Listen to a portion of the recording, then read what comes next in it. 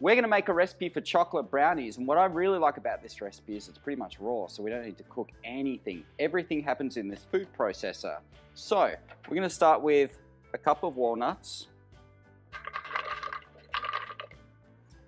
and a cup of almonds. Lid goes on, and we want to pulse this till it gets pretty much really finely chopped.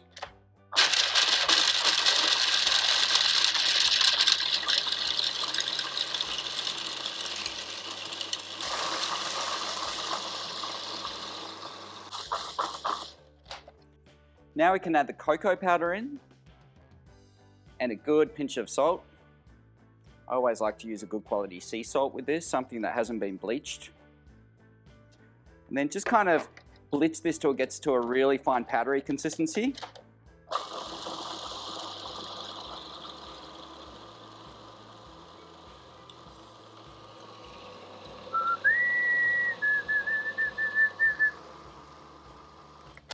Okay, that'll do it. Almost couldn't get it off. And we can pop that directly into a clean bowl and set it aside for the moment. Once you've got all those ingredients blitzed up, we take the pitted dates and pop them straight into the mixing bowl. Lid goes on, and we basically just want to pulse these to chop them up. You can kind of do this in batches if you don't have a really strong food processor, or you can start it with a knife on a board.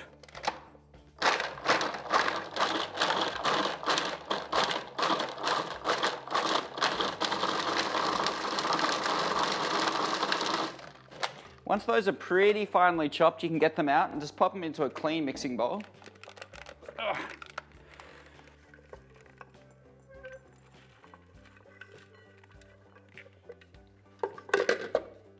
then we go back in with this kind of cocoa and nut mixture.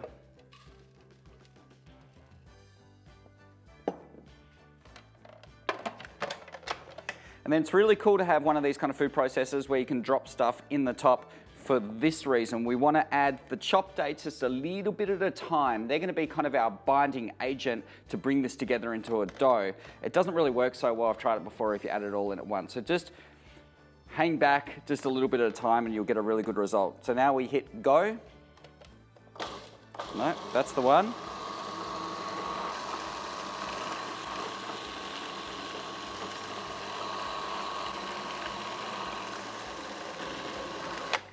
And I can already feel that those dates are really starting to bind all this together now.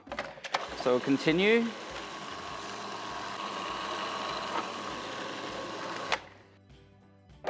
This has come together now, and you can kind of bunch it in your hand. And to look at it, it doesn't feel really sticky. But if you kind of get it, you can see it really does come together, and those dates have done their work and really binded it together. So now, we take like a roasting tin, plastic container, whatever you've got, but something that's kind of about 15 by 20 centimeters. And I've lined this with parchment paper or baking paper. And then, oh God, I can never get this thing off. I've had it for like 25 years. Just pour all this mixture straight into the tin.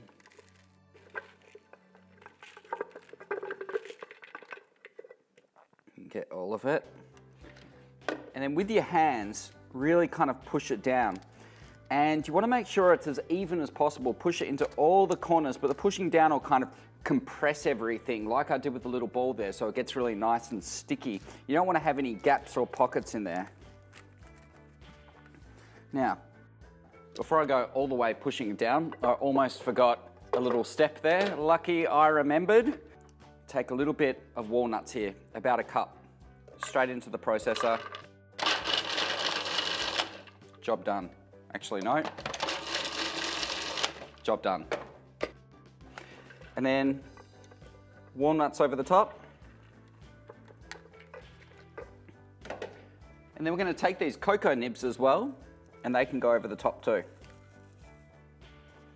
So just kind of, you want to just kind of press these into the mixture. If you wanted to, you could kind of do this in the food processor to bind it all together, but I find that when you're mixing all those ingredients together, if you put the walnuts and the nibs, they just kind of demolish them into nothing. So it's really nice to treat those individually. And this kind of gives that typical brownie texture. So once you've got those mixed through, Use your hands to push it right down. And a little trick I like to do, here I happen to just have a piece of cling film lying around in the kitchen as you do. So you take your cling film, kind of push that in, and then you can use your hands on top of the cling film so you don't get super sticky hands, just to kind of really compress that down. The key to this is to make sure it's really level. You don't want to end up with a brownie that's kind of super thin at one end and bigger at the other. And once you've done that, this goes into the fridge for half an hour, and while that's resting or kind of chilling, we can make the frosting. So I've got a little pot here. We just want to put that over a very kind of low heat, and almond milk goes in without spilling it, preferably. There we go. I did it. And so just kind of heat that very gently. And then I've got the chocolate here, and I'm going to pop that into a heat-proof mixing bowl. That bit's for me. So the idea is we want to kind of heat this up without boiling it. We don't want to scald that milk at all. So in preparation of that being ready, I've got some cling film. Just keep it on standby.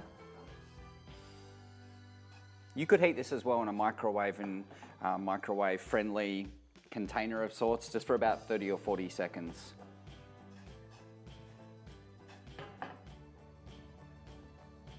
A little bit more.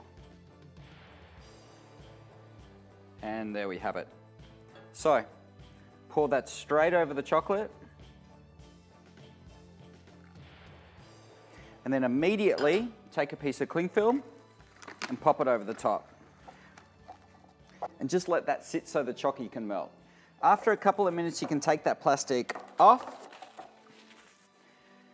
and then add a little pinch of salt into here, and then use a spoon just to kind of stir all this together.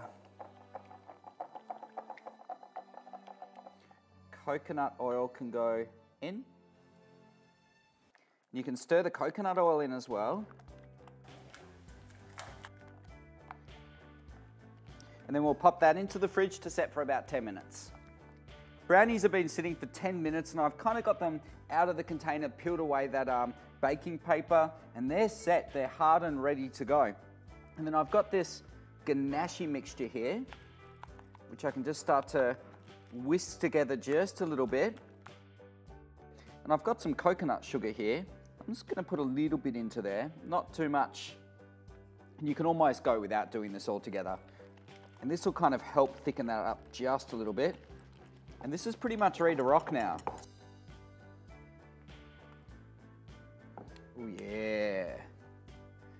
I like being pretty rough with this. Don't need to kind of get in there with a spatula and make it perfect.